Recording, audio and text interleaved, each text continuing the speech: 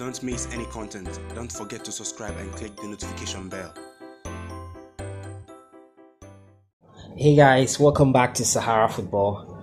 Another morning, it's another great morning. We're going to have some new information for you about Ghana football and football in general across the world. So let's get right into it. But before, as usual, if you're new to this channel, don't forget to click the subscribe button and click the notification bell beside the subscribe button to get all updates on videos I post on this channel. So let's get right into it.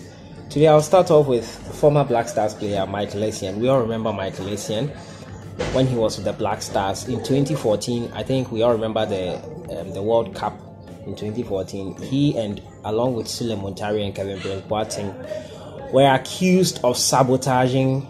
They were the masterminds behind the team that sabotaged a game against Portugal. So during that time, Michael Essien and Kevin Prince were accused of leading the sabotage team, the team that decided not to play the game because of fees that were not paid, and it resulted in the Ghana government having to get on a plane with $4 million to settle the boys before the game against Portugal. And Essien wants to clarify that he cannot be blamed. He, along with Montari and Kevin Prince cannot be blamed. And this is what he said. The former Chelsea star says they were not the brain behind the Black Stars' infamous incident at the 2014 World Cup. Ghana midfielder Michael Essien has rejected suggestions that he teamed up with Özil and Kevin Prince to sabotage the Black Stars campaign at the 2014 World Cup. The trio were reported to have masterminded agitations for players appearance fees to be paid before the final game against Portugal, forcing the Ghanaian government to employ over $4 million to Brazil to save the situation. So, following that incident, Essien went on self-imposed leave. Kevin Prince and Sule Montari were given bans, indefinite bans by the Ghana Football Association. And Essien said Ghanaians will now understand the reasons why that incident happened in Brazil by virtue of what is going on currently in our football. And he's talking about the corruption allegations that has been going on in the football. And it will be very, very wrong for anyone to criticize me, Sule Montari and Kevin Prince for all that happened during the World Cup. Montari in particular is a very good person, and I have known him since my childhood days. He is not someone who keeps quiet on issues like me, so he always voices out when he thinks that things will affect the team as a whole and not himself. Everything is clear now how issues were handled in the past by leaders of football, he added. So he's talking about the corruption allegations that have come out now, and we know the situation at that time. I think the players felt they were being cheated by those in charge of football who were supposed to take care of their welfare. They were being cheated. So Montari, as we all know, is a loud person.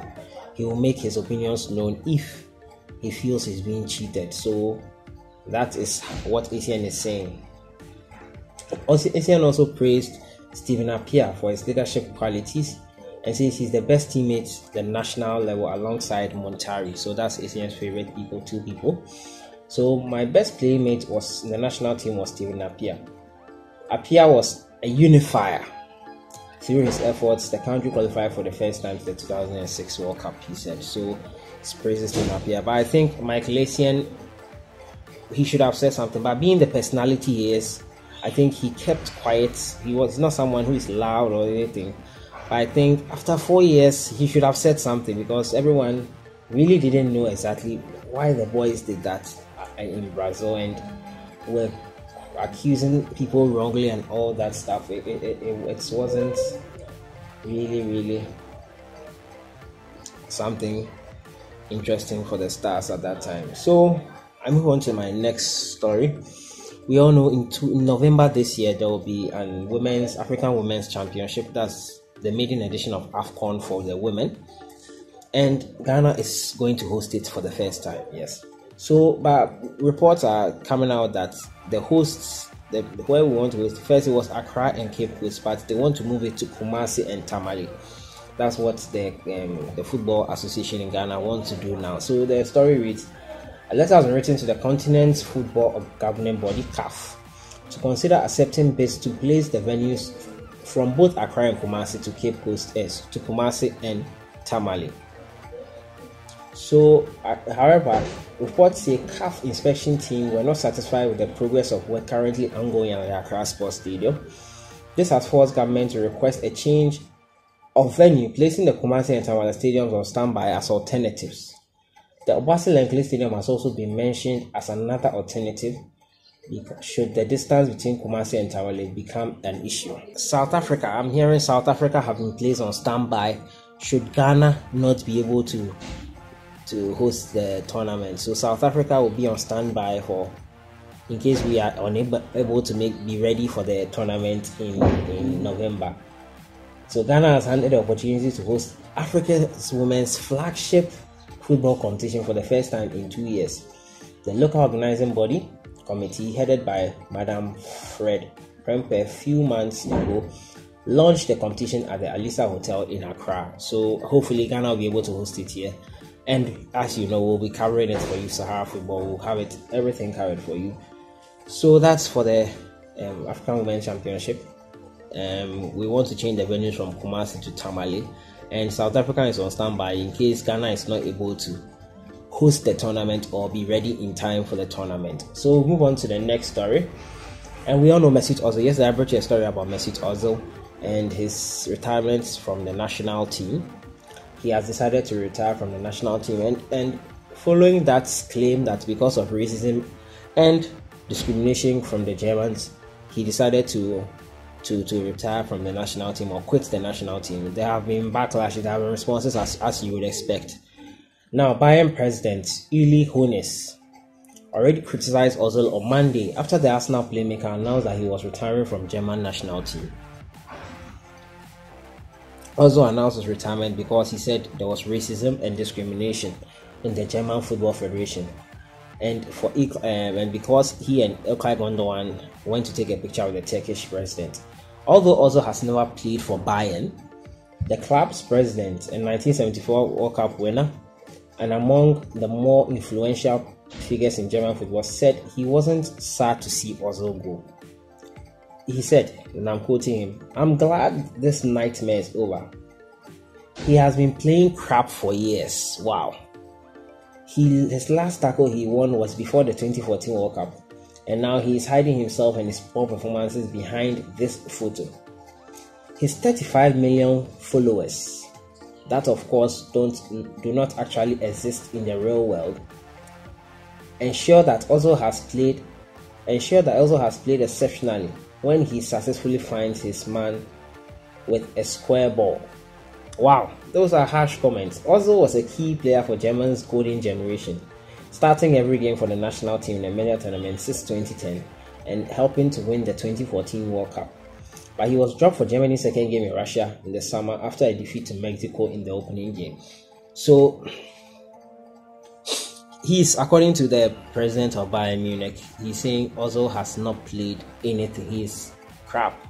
Basically, that's what he's trying to say. Ozil is crap. He's a crap player, and just because he gives a square pass to someone, people say, "Oh, Ozil has done something magnificent." I think these are really, really harsh comments. It's uncalled for. And if anything, this goes to prove the point about what Ozil was saying.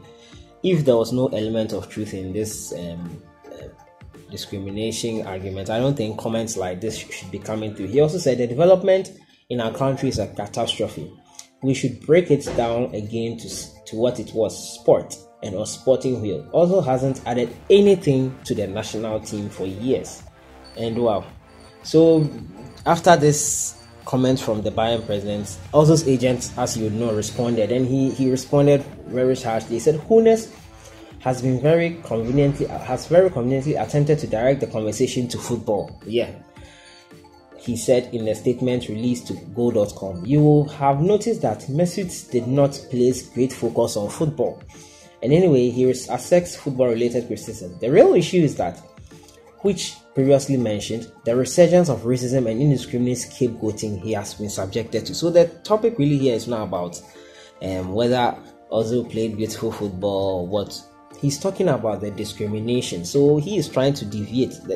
According to Ozil's agent, Bayern's president is trying to deviate them from the whole thing and make it a football something, but actually it's a racial discrimination issue. which needs to be addressed in German football. I don't think, he said Hoeneß is no better than the people Mesut mentioned in his statement, as he has purposely ignored this wider point and has done so on purpose. Hoeneß knows what he's doing in issuing crazy comments about Mesut's football. He thinks it will create a big reaction and will cover the real issue. The issue he had and many in Germany are scared to confront, an issue he would prefer to sweep under the carpet because he can't face the uncomfortable truth. He shows the depth of his character and his true personality by ignoring them and making idiotic comments about football. So yeah, that's it for Ozil. And I think it's really sad that this is still happening. It's still happening in football. Racial discrimination and all those stuff. It just has to end.